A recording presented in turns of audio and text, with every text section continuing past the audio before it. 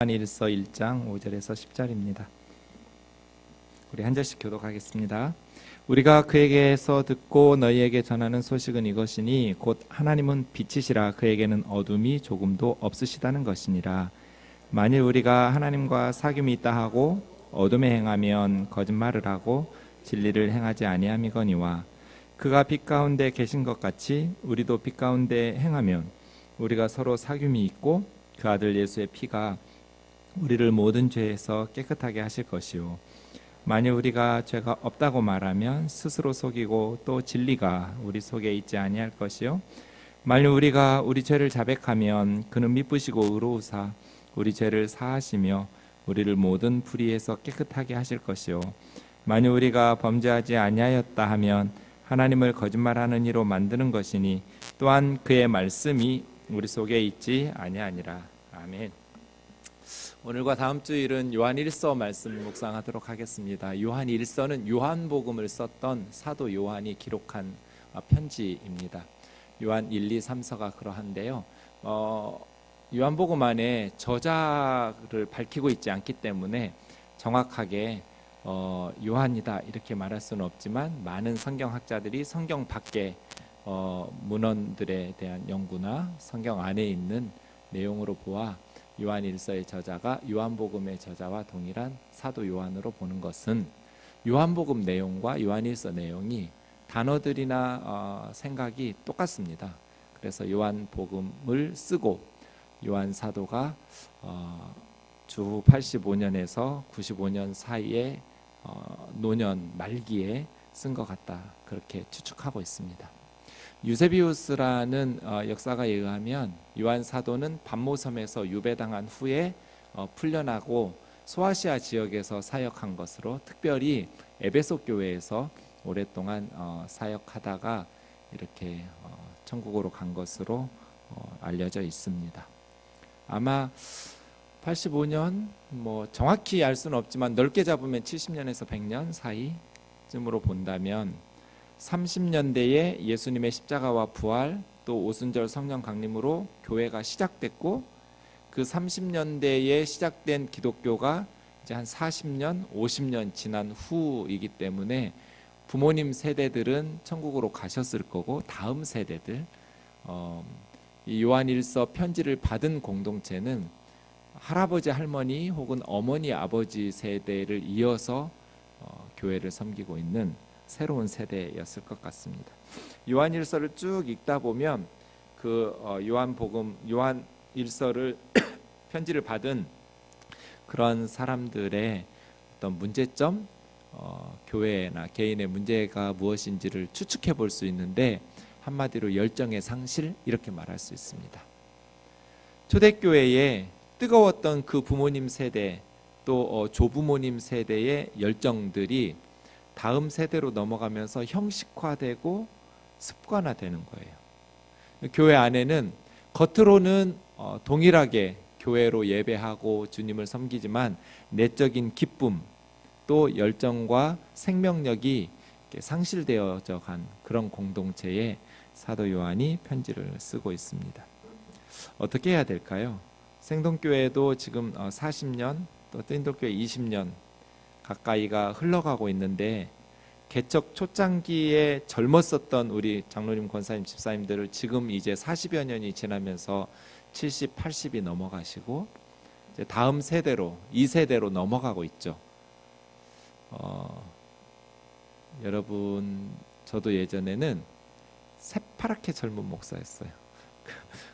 교회 이렇게 예배드리러 오신 분들이 이렇게 보고 나이 드시 지긋하신 분들이 뜨인돌교회 오면 여기는 목사님이 아주 새파랗게 젊은 목사님이라고.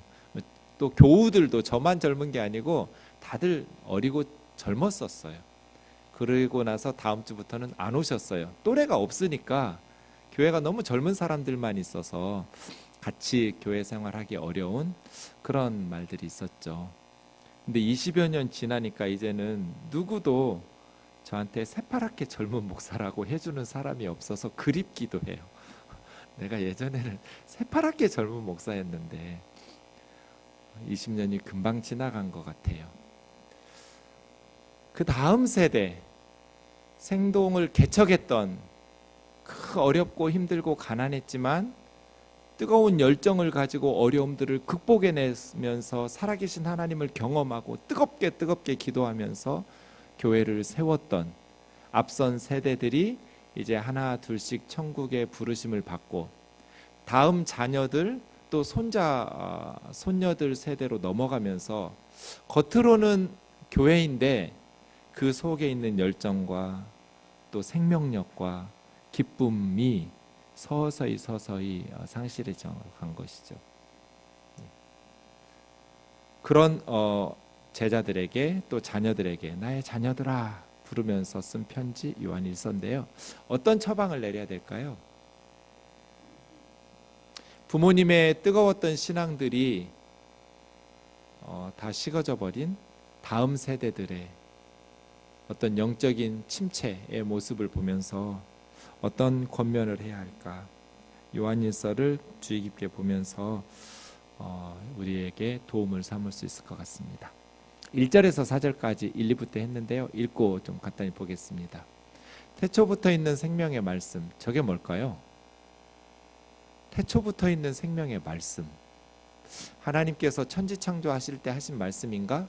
빛이 있으라, 뭐 이런 말씀이라면 우리가 어떻게 들어? 사람은 맨 마지막에 창조됐잖아요. 하나님의 창조의 말씀을 들은 사람은 아무도 없어요. 더더군다나 이 글을 쓰고 있는 요한이 어떻게 태초부터 있는 생명의 말씀을 들을 수 있어요? 뭐 말이니까 청각적으로 들을 수 있다 쳐도 눈으로 시각적으로 보고 자세히 보면서 손으로 촉각적으로 만지고 어떻게 말씀을 눈으로 보고 손으로 만질 수 있어요? 그러니까 저 말씀은 하나님 입에서 나간 어떤 그런 음성 소리는 아닌 거죠. 그죠? 태초부터 있었던 생명의 말씀에 관하여 들었고 눈으로 보았고 주목하여 손으로 만졌다. 2절에 보시면 이 생명의 말씀을 생명이라고 말하고 영원한 생명이라고 말하는데 아버지와 함께 계시다가 우리에게 나타내신 바 된 분. 그러면 생명의 말씀이라고 말씀했던 이 태초부터 있는 생명의 말씀은 무엇을 가리켜요? 예수 그리스도죠. 아버지와 함께 계시다가 우리에게 나타내신 그분. 그럼 왜 처음부터 예수님이라고 말하지 예수님을 생명의 말씀이라고 말했을까요? 예수님은 태초부터 계셨다. 그 태초부터 계신 예수님을 우리가 들었고 보았고 만졌다. 이렇게 1절을 말하지 왜 생명의 말씀이라고 예수님을 홍길동도 아닌데 예수님을 예수님이라고 부르지도 못하고 왜 예수라고 하면 쉬울 거를 태초부터 있는 생명의 말씀이라고 바꿔놨을까요? 예수님은 하나님의 말씀이었다는 거예요. 예수님은 하나님의 말씀이었다. 어떻게 하나님을 믿을 수 있어요, 여러분? 하나님이 눈에 보여요? 천국과 지옥을 보셨어요? 그럼 어떻게 믿어요? 봐야 믿을 수 있잖아요. 손으로 만져야 믿을 수 있고 귀로 들어야 믿을 수 있잖아요. 믿음이 좋다는 거는 믿기 힘든 내용을 잘 믿는다. 이건 믿음이 좋은 게 아니죠. 그건 어리숙한 거죠. 사기꾼에게 잘 속아 넘어가는 거니까요. 그럼 믿음이 좋다. 이건 뭐예요? 믿을 만한 대상을 믿는 게 좋은 믿음인 거거든요. 믿을 수 없는 내용을 어리숙하게 잘 믿는 사람을 믿음이 좋다 이렇게 말할 수는 없잖아요.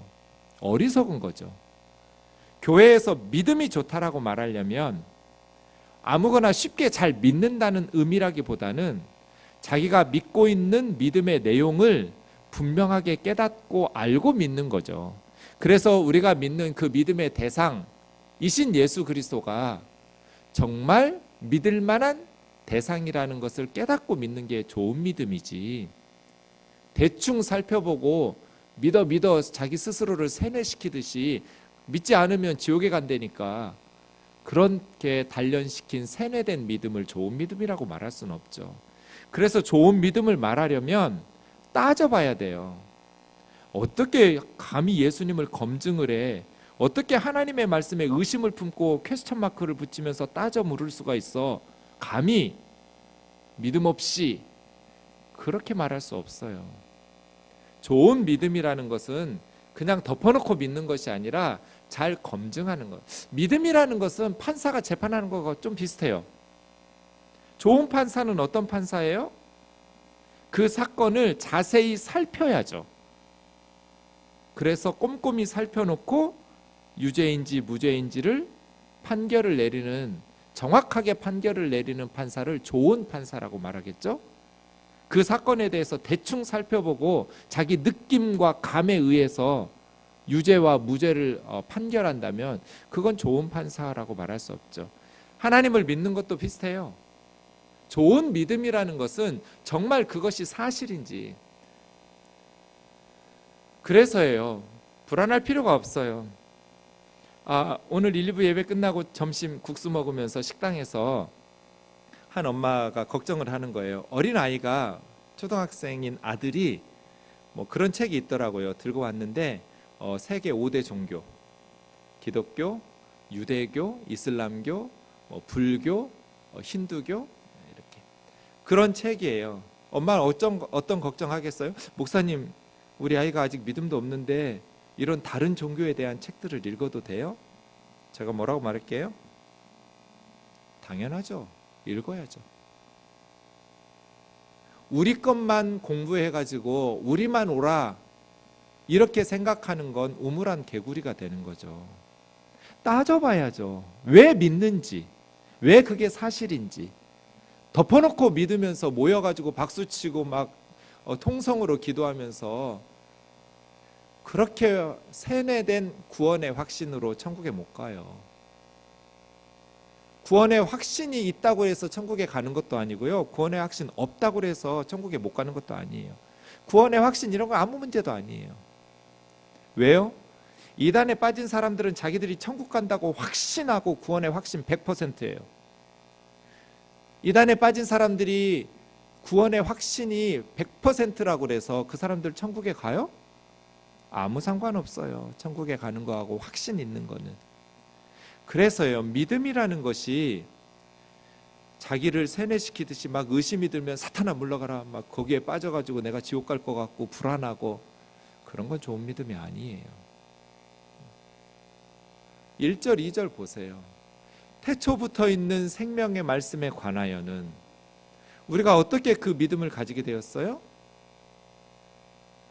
예수 그리스도를 세상에 보내셔서 하나님이 말씀하셨어요. 인간은 하나님을 알 수가 없어요. 산속에 들어가서 수십 년 돛 닦아도 하나님 못 만나요. 국문학, 영문학, 공학, 법학, 경영학, 경제학, 무슨 공부를 하면 진리를 알아요? 그건 다 지식이죠. 내가 누군지, 왜 사는지, 어디서 왔는지, 이 우주가 어떻게 되었는지 몰라요. 그래서예요. 인간은 하나님을 알 수 없어요. 개들이 사람을 알 수 있어요? 알 수 없어요. 강아지들이 사람을 알려면 사람이 돼봐야 돼요. 아, 이런 게 사람이었구나. 우리가 하나님을 알려면 우리가 하나님이 돼봐야 돼요. 천국과 지옥을 봐야 돼요. 천국과 지옥을 보지도 못하고 하나님이 되어보지도 못한 채 어떻게 하나님이 계시다는 걸 믿어요? 불가능해요. 그래서 인간이 하나님을 알 수 있는 방법은 없어요. 개들 눈에는 사람이 보이기라도 하죠. 우리 눈에는 하나님은 보이지도 않아요. 개들이 사람을 알 수 없는 건 질적인 갭이 있기 때문이잖아요. 사람이 돼봐야 사람이라는 존재에 대해서 알 수 있죠. 아, 이런 게 사람. 우리가 하나님을 알 수 없는 것은 질적인 갭이 있기 때문이에요. 하나님이 돼봐야 아, 이런 게 하나님이었구나. 그런데 보이지도 않는 하나님 어떻게 믿어요? 안 믿으면 지옥에 간다니까 억지로 세뇌시키듯이 그렇게 반복 훈련과 세뇌에 의해서 하나님 믿는다고 이르게 되면 구원받아요? 그건 바른 믿음이 아니에요. 인간은 하나님을 알 수 없기에 하나님께서 우리가 알 수 있도록 말씀해 주셨어요. 그게 예수 그리스도예요. 왜 요한이 예수님을 예수님이라고 부르지 않고 생명의 말씀이라고 부르냐면 예수님을 통해서 하나님은 말씀하셨기 때문이에요. 우리 인간이 알아들을 수 있도록 말씀하셨기 때문이에요. 그래서 하나님을 알고 싶으면 예수라는 한 인물에 대해서, 예수 그리스도에 대해서 집중해야 돼요. 교회 다니다 보면 믿음이 생기는 거 아니에요. 그건 그냥 세뇌된 거예요. 바른 믿음이 생기려면 예수의 정체성을 파악해야 돼요. 제가 요즘 중국에서 온 자매하고 성경 공부해요. 얼마나 이 자매가 착한지 시키는 대로 다 해요. 일주일에 한 번씩 만나는데 요한복음 읽어오라고 그랬더니 다 읽어왔어요. 물론 중국어 성경으로. 물었어요. 느낌이 어떠냐 그랬더니 엄청난 사기꾼이래요. 예수가 엄청난 사기다. 기독교는 어떻게 이런 걸 예수님 믿느냐고. 그래서 제가 칭찬해 줬어요. 잘 읽었다고. 제대로 읽은 거예요. 예수는 엄청난 사기꾼이거나 진짜 하나님의 아들이거나 둘 중 하나다. 나는 이 요한복음의 내용이 한 문장도 틀린 것이 없는 사실로 믿는 거다. 어떻게 이런 내용을 목사님 믿을 수 있어요? 이 내용을 주기 위해서 수많은 사람들이 죽었다. 이 예수 이야기를 전해주기 위해서 신약 성경의 저자들은 거의 다 순교당했다. 자기들만 순교당한 것이 아니라 자기들이 전하는 이 예수의 이야기를 듣고 예수를 믿는 순간 그 사람은 로마 황제를 신으로 숭배할 수가 없다. 황제 숭배 불가. 그리고 그 예수를 믿는 사람들이 모인 교회에는 노예도 없고 로마 시민권자도 없다. 다 형제 자매다. 당시에 로마 세계는 노예들은 돈 주고 사고 파는 짐승에 불과했는데 이 기독교는 로마의 근간을 흔들어 놓는 종교다. 평등을 외치니까. 그러니 로마 제국에서는 예수 믿는 사람들을 껍질 벗겨 죽이고 산채로 불태워서 죽이고 돼지 기름 짜듯이 사람 기름을 짜가지고 저녁에 횃불을 밝히는 데 쓰고 항문에서부터 입까지 창으로 찔러 죽이고 수없이 처형을 시켰다. 300년 이상 동안. 사도 바울은 거짓말하고 사기를 쳐야 될 이유가 하나도 없다. 잘 나가는 사람이었고 로마 시민권자였고 앞길이 창창한 사람이었는데 갑자기 그의 삶이 180도 달라진 후에 그는 가진 모든 것을 잃어버렸다. 동족으로부터 매국노 취급을 당했고 수없이 감옥에 갇혔고 매를 맞았고 마지막에는 순교를 당했다. 놀랍게도 그 바울이 죽임당한 이유는 예수 때문이었다. 예수 믿는 사람들을 잡아 가두던 박해자가 다마스커스에 가다가 갑자기 부활하신 주님을 만났다고 말하기 시작하면서 그 예수를 전하다가 평생 자기가 그동안 누리던 모든 것을 다 잃어버리고 순교의 제물이 되어서 죽었다. 더 놀라운 것은 자기만 죽은 것이 아니라 자기가 그렇게 죽지 않아도 될 많은 사람들에게 예수님을 믿도록 변화시킴으로써 함께 죽었다. 그는 악마다. 살인마죠. 죽으려면 지나 혼자 믿다 죽을 것이지 왜 멀쩡한 가정을 파괴시키고 어느 집에서 아이가 죽었다거나 부모 형제가 죽었다는 것은 남아있는 가족들에게는 더 큰 슬픔과 비극이 없어요. 바울은 가정을 파괴한 사람이에요. 가는 도시들마다 분란을 일으킨 사람이에요. 회당에서 예배 잘 드리고 있던 공동체를 예수를 전하면서 둘로 쪼개놓고 갈등을 일으킬 뿐 아니라 서로 엄청난 비극을 불러일으키는데 가는 곳마다 바울이 가는 곳마다 온 세상이 싸우기 시작해요. 누가 그런 인생 살고 싶겠어요? 그런데 바울은 그런 자신의 삶의 변화를 딱 한 가지로 말해요. 내가 보았다. 들었다. 부활하신 주님을. 기독교는 제자들이 만들어낸 교리가 아니에요. 무슨 철학도 아니에요. 그냥 역사적 사건이에요. 예수 사건. 역사적 사건에 대해서는 둘 중 하나예요. 진짜든지 거짓말이든지. 그래서 제가 그 중국 자매한테 말했어요. 내가 속았다면 나는 바울에게 속은 거다. 그리고 예수님의 제자들에게 속은 거다. 나는 예수님을 믿기 위해서 2000년 전의 문헌을 연구했고 최선을 다해서 판사처럼 이것이 정말 사실인지 거짓인지 면밀히 검토한 후에 도저히 이 사람들이 거짓말하고 있다라고 말할 수가 없어서 뒤지게 믿기 싫은 예수를 억지로 믿었다. 믿지 않고는 다른 방법이 없으니까. 바울의 말이 사실이라고 인정하지 않을 수가 없었다. 요한의 말이 사실이라고 인정하지 않을 수가 없었다. 나는 지금이라도 신약 성경의 내용이 거짓이면 너무나 편하게 살 사람이다. 그런데 자신들의 생명을 바쳐서 예수 사건을 증언한 이 사람들의 말이 거짓말이라고 말할 수가 없다. 공산주의자들은 경제적 이득이나 이 세상을 경제적으로 변화시키기 위해서 생명을 바쳤고, 무슬림들은 토지를 유럽인들에게 빼앗겼던 아랍의 토지를 빼앗기 위해서 이슬람 혁명을 일으켰다면 예수의 제자들은 어떤 세상적인 보상도 없었다. 칼을 들지도 않았고 원수까지 사랑해야 된다고 말하면서 그저 죽임을 당하면서 전했던 것은 딱 한 가지, 예수. 태초부터 있던 이 생명의 말씀에 관하여 우리가 들었고, 그분 우리 눈으로 보았고 우리 손으로 만졌다. 부활하신 예수를 우리는 보았고, 부활하신 예수를 우리는 만졌고, 부활하신 예수를 우리는 들었다. 이 영원한 생명을 보아서 너희에게 증언하여 전한다. 이 증언이라는 단어는 순교라는 단어예요. 어근이 똑같아요.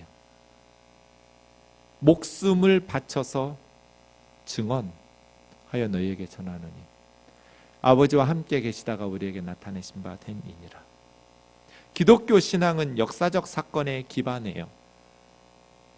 사람들이 추상적으로 만들어낸 철학이 아니에요. 이론이 아니에요.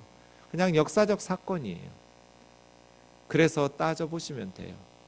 이것이 사실인지 거짓인지. 믿음이라는 것은 의심을 통해서 검증하고 검토하면서 확정 지어지가는 과정이지, 덮어놓고 어리숙하게 남들이 믿으니까 나도 믿는 게 아니에요. 3절, 왜 이 예수 그리스도의 복음을 전하려고 하는가? 너희가 우리와 사귐이 있게 하려 함이니. 코이노니아예요. 왜냐하면 우리의 사귐은 예수 그리스도와 그의 아버지 하나님과 함께 누리는 그런 사귐이기 때문에, 복음을 전파하고 복음을 전파하면 교제가 시작돼요. 하나님 아버지와 그의 아들 예수 그리스도와 더불어 누리는 사귐이 시작돼요. 그리고 나면 기쁨이 충만해져요. 복음을 왜 전해요? 하나님과의 사귐, 예수 그리스도와의 사귐, 그 사귐 속에 진정한 기쁨과 행복이 있어요. 기쁨이 충만하게 하려 함이라. 여러분, 좋은 아내, 좋은 남편 만나서 결혼하면 행복할 것 같죠? 그렇지 않아요. 저는 결혼하고 나서 목숨 걸고 결혼했거든요. 집에서 반대해가지고. 결혼하고 나서 제가 아내에게 어느 날 그랬어요. 여보, 나는 내 인생에 아무 불만이 없어. 근데 너무 공허해.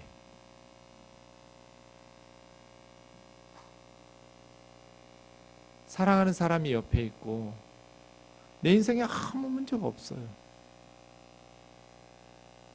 그런데도 공허하더라고요. 그게 인생 아닌가요? 세상의 것들을 무엇을 얻으면 내 인생이 행복해질 것 같지만 그건 세상의 거짓 메시지예요. 온 천하를 다 소유해도 인간은 공허해요. 절망은 두 종류가 있어요. 원하는 것을 얻지 못하는 절망이 있고 원하는 것을 얻은 후에 찾아오는 절망이 있어요.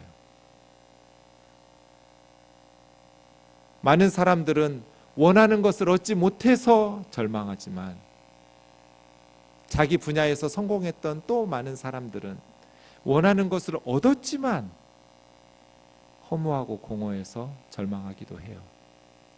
이 세상에 우리 삶과 신앙 어디에서 진정한 기쁨을 찾을 수 있나요? 사귐. 우리의 사귐 속에 하나님 아버지가 있고 그의 아들 예수 그리스도가 있을 때 진정한 기쁨이 가능해요. 그래서 필사적으로 예수 그리스도를 붙잡기 시작했어요. 여보, 우리가 붙잡아야 될 게 예수 그리스도다. 당신과 내가 아니다. 우리 안에 예수 그리스도와 그의 아버지 하나님과 더불어 우리 가정을 세우지 않으면 우리는 공허하겠다. 아무런 문제가 없어 보이는데도 너무너무 원하고 바라던 목숨 걸고 이룬 가정인데도 우리 안에 예수 그리스도가 더 충만히 계시지 않으면, 우리 안에 하나님 아버지가 더 충만히 우리 사귐 속에 거하지 않으면 우리 너무 공허하겠다. 사랑하는 형제 자매 여러분, 저와 여러분의 삶 속에 예수 그리스도가 충만히 거할 수 있기를 주의 이름으로 축원합니다. 이렇게 4절까지 전한 후에 5절부터 오늘 본문이 시작됩니다. 5절 우리 좀 같이 읽겠습니다. 시작. 우리가 그에게서 듣고 너희에게 전하는 소식은 이것이니 곧 하나님은 빛이시라 그에게는 어둠이 조금도 없으시다는 것입니다. 요한이 예수님에게서 듣고 전하는 소식이에요. 한마디로 하나님은 빛이시다. 그에게는 악이, 불의가, 어둠이 조금도 없다. 예수님에게 배운 요한의 고백, 하나님은 빛이시다. 하나님에게는 어둠이 조금도 없는 분이다. 그래서예요. 이제부터 세 가지 만약, if라는 단어가 나오는데요. 첫 번째 6절, 7절까지요. 시작. 만일 우리가 하나님과 사귐이 있다 하고 어둠에 행하면 거짓말을 하고 진리를 행하지 아니함이거니와 그가 빛 가운데 계신 것 같이 우리도 빛 가운데 행하면 우리가 서로 사귐이 있고 그 아들 예수의 피가 우리를 모든 죄에서 깨끗하게 하실 것이요. 이게 첫 번째예요. 만일 우리가 하나님하고 사귄다고 말하면서 어둠에 행하면, 어쩌다 한번 행하는 게 아니라 계속 악한 일을 행하면 거짓말이라는 거예요. 하나님과 사귐을 나누는데 어떻게 계속해서 어둠 속에서 행할 수 있냐는 거예요. 그건 거짓말이다. 진리대로 행하지 않는 거다. 왜요? 하나님은 빛이라고 그랬잖아요. 그에게는 어둠이 조금도 없다고 그랬어요. 어둠이 조금도 없는 빛이신 하나님하고 사귀는데 어떻게 계속 하나님하고 사귀고 하나님을 예배한다고 말하면서 어둠 속에서 계속 살아갈 수 있냔 말이에요. 당연히 점점 빛 대신 하나님을 닮아가서 변화되겠죠. 하나님이 빛 가운데 계신 것처럼 우리가 빛 가운데서 행하면 두 가지 결과가 나오는데, 첫째는 우리가 서로 사귐이, 그러니까 죄는, 어둠은 하나님과의 사귐을 방해하는 거예요. 그래서 다른 방법이 없어요. 두 번째로 넘어가면 나오겠지만 죄는 회개하는 거예요. 자백하고 회개하는 것 외에는 다른 방법이 없어요. 하나님과 우리 사이에 죄를 계속 두고 계속해서 하나님과 사귈 수 있다고 생각하는 건 거짓말이에요. 하나님은 빛인데 어떻게 어둠에 계속 행해요? 어둠에 있다가도 빛 대신 하나님과 사귀면서 점점 밝아져야죠. 우리가 하나님과 빛 가운데서 행하면서 사귀면 하나님과 사귐이 충만해지고 또 서로 사도들과 형제 자매들과 사귐이 충만해져야 돼요. 부부가 사랑의 사귐이 빛 가운데서 제대로 되려면 죄가 없어져야 돼요. 계속 거짓말하고 배우자에게 거짓말하고 다른 데서 바람피고 어둠을 계속 있으면서 어떻게 그 사랑의 사귐을 발전시킬 수가 있어요? 죄는 모든 사귐과 관계를 파괴시켜요. 이걸 인정해야 돼요. 그래서 하나님과 사귐이 있다고 말하면서 계속해서 어둠 속에 행해도 된다고 생각하는 건 거짓말이에요. 죄는 하나님과의 관계를 파괴시키거든요. 그래서 하나님과의 사랑의 사귐을 발전시키고 싶으면 회개해야 돼요. 죄로부터 벗어나려고 해야 돼요. 그렇게 하나님 가운데서 빛 가운데서 행하려고 하면 하나님의 아들 예수의 피가 우리를 모든 죄에서 깨끗하게 씻어주셔요. 그러니 우리는 점점 밝아지는 거죠. 하나님과 사귐이 있다고 하면서 계속해서 어둠에 머물러 있을 수 없어요. 어느 정도 그러다가 하나님과 사귀다 보니 그것을 단절할 마음을 가지고 예수의 피로 모든 죄에서 깨끗하게 씻는 거룩함의 역사가 열매 맺게 될 거예요. 제가 조폭에 있었던 한 형제를 전도한 적이 있어요. 제가 그런 말을 한 적도 없는데 몇 달 있다 찾아왔어요. 전도사님, 저 그냥 그 회사 계속 다니면서 11조 많이 하고 교회 열심히 봉사하면 안 돼요? 야, 너도 생각해봐라. 예수 믿는 사람이 조폭하고는 좀 안 어울리는 것 같지 않니? 그렇겠죠, 전도사님? 그렇지. 예. 근데 너무 괴로운 거예요. 자기 조직을 배반하고 나올 수가 없어요. 전사님, 우리 보스에게 얘기했는데 주일에는 출근 안 해도 된대요. 저 그냥 거기 계속 있으면서 돈 벌고 선교 구제 많이 하면 안 돼요? 안 된다. 예수님의 제자가 그렇게 살 수는 없다. 세 번째 왔을 때는 가시죠 그러더라고요. 어딜? 보스에게 같이 가재요. 자기 탈퇴할 테니까. 제가 역삼동에 가서 그 보스 만나고 왔잖아요. 죽는 줄 알았어요. 무서워가지고. 당장에 죽일 것 같아요, 저를. 하나님과 사귐이 있으면 맘 편히 죄를 지을 수 없어요. 그게 정상이에요. 하나님은 빛이니까. 어둠이 조금도 없는 빛이신 하나님과 사귀는데 어떻게 계속 어둠에서 행하면서 그게 가능하다고 말할 수가 있어요? 거짓말이죠. 그래서 빛 가운데로 나와야 돼요. 어둠의 일을 끊어야 돼요. 그렇게 되면 하나님과의 사귐이 풍성해지고 하나님의 아들 예수 그리스도의 피가 우리를 모든 죄에서 깨끗하게 씻어주셔요. 이거 어떻게 하라는 거예요? 에베소서 5장 8절에서 10절. 너희가 전에는 어둠이었어요.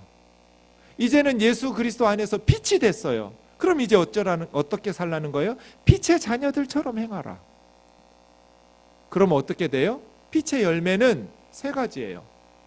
빛의 열매는 예배드리고 기도하고 헌금하고가 아니에요. 착함과 의로움과 진실함이에요. 이제는 너희가 빛이니까 빛의 자녀들처럼 하나님과 교제하면서 주님을 기쁘시게 할 것이 무엇인지 세상의 유혹에 아무렇게나 따르지 말고 판단해야죠. 이것이 주님을 기쁘시게 하는 일인지 아닌지 테스트해보고 따라야죠. 그래서 하나님과 사귀면서 살게 되면 착해져요. 의로워지고 진실해져요. 예전에는 어둠 속에서 못돼 처먹고 불의하고 거짓말 슬금슬금하고 사기치고 다녔는데 이제 하나님하고 사귀다 보니까 예배드리고 기도하고 말씀 듣고 하다 보니까 못돼 처먹었던 사람들이 악했던 사람들이 착해지고 의로워지고 진실해져요. 이게 빛의 열매예요. 그래서 에베소서 5장 1, 2절 같이 읽어요. 시작. 그러므로 사랑을 받는 자녀같이 너희는 하나님을 본받는 자가 되고 그리스도께서 너희를 사랑하신 것 같이 너희도 사랑 가운데서 행하라. 그는 우리를 위하여 자신을 버리사 향기로운 제물과 희생 제물을 하나님께 드리셨느니라. 하나님의 사랑받는 자녀같이 하나님을 본받으라. 이게 빛 대신 하나님하고 사귐을 나누는 사람이잖아요. 하나님을 본받게 되어 있어요. 그건 어떤 삶이에요?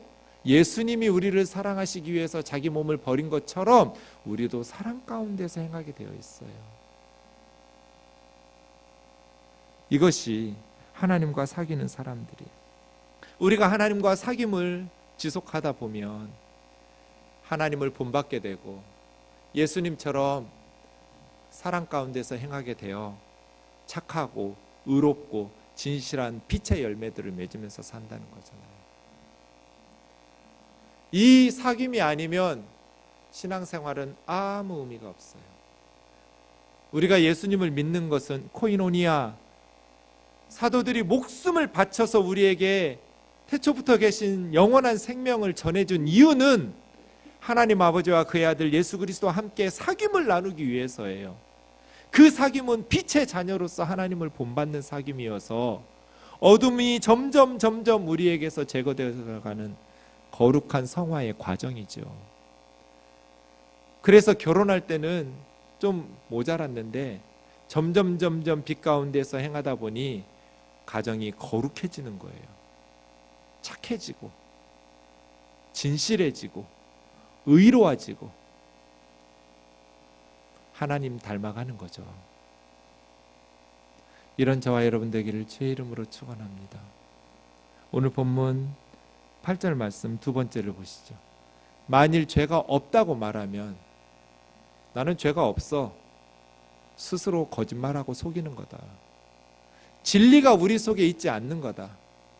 10절을 먼저 넘겨보시면 8절에서는 진리가 우리 속에 있지 않는다고 말했고 10절에서는 말씀이 우리 속에 있지 않는다고 말했어요. 8절 10절 진리 말씀 같은 말이에요.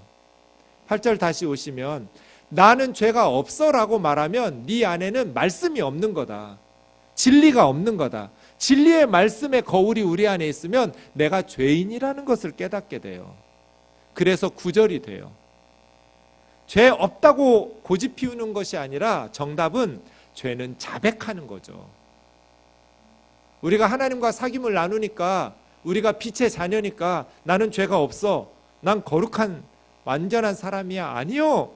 하나님과 사귐을 나누면 나눌수록 내 안에 죄가 있음을 깨우쳐지고 죄가 떠오를 때마다 거부하고 나는 죄가 없는 사람이라고 그렇게 스스로를 속이는 사람이 아니라 죄를 부인하는 것이 아니라 죄를 자백하는 거죠. 그러면 하나님은 미쁘시고 의로운 분이셔서 우리 죄를 용서하시고 모든 불의에서 깨끗하게 하신다는 거예요. 우리 중에 죄 없는 사람은 아무도 없어요. 누구보다도 착하게 살고 싶은 사람은 저예요. 날마다 설교하니까 착하게 살라고. 근데 저는 늘 죄를 져요. 그래서 하나님 앞에 너무 미안해요. 하나님 너무 부끄러워요. 제가 거룩해야 우리 생동교회 예배가 거룩해질 거잖아요. 제가 거룩해야 우리 교회가 거룩해질 거고 제가 거룩해야 여러분의 신앙이 거룩해질 거잖아요. 하나님, 우리 교회를 위해서 저를 거룩하게 해주세요. 이게 저의 기도 제목이에요. 목사가 타락하면 예배가 더러워지니까. 그런데도 날마다 죄를 지어요. 제가 가장 많이 짓는 죄는 위선이에요. 착한 척하는 거.